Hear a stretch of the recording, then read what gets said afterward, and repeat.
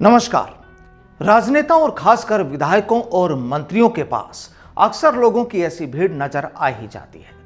दरअसल ये वो लोग होते हैं जो अपनी मांगों को सरकार तक ऐसे नेताओं के जरिए पहुंचाने की कवायद करते हैं, और ऐसा भी उस वक्त होता है जब हुकूमत लोगों की सुनवाई नहीं करती है।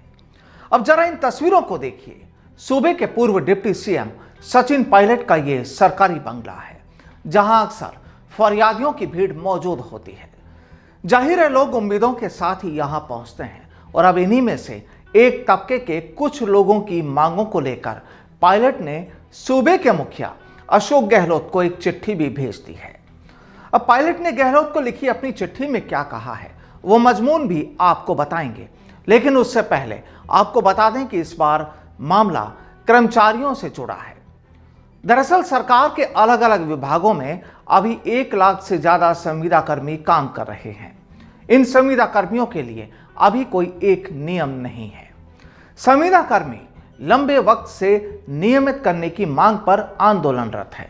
सरकार ने संविदा कर्मियों की मांगों पर कैबिनेट सब कमेटी बनाई थी, और उस सब कमेटी की रिपोर्ट के आधार पर ही अब कार्मिक विभाग ने Rajasthan contractual appointment to civil posts rules 2021 बनाए हैं। इन नियमों के कुछ शर्तों के साथ कुछ कर्मचारियों को नियमित करने पर भी सरकार फैसला कर सकती है। हालांकि अभी नियमित करने पर फैसला नहीं हुआ है।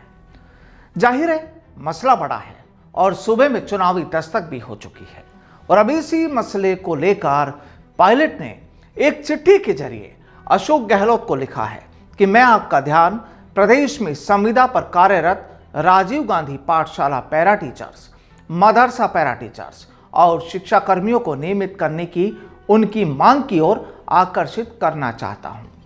उक्त संविदा कर्मी सालों से अल्प वेतन पर अपनी सेवाएं दे रहे हैं। इस महंगाई के वक्त में इतने कम वेतन पर काम करके ये बड़ी मुश्किल से अपने परिवार का पालन पोषण कर रहे हैं। पायलट ने अपनी चिट्ठी में साफ तौर पर कहा है कि 2018 में हुए चुनाव में भी कांग्रेस ने इन्हें भरोसा दिलाया था। जाहिर है मांग अभी तक पूरी नहीं हुई।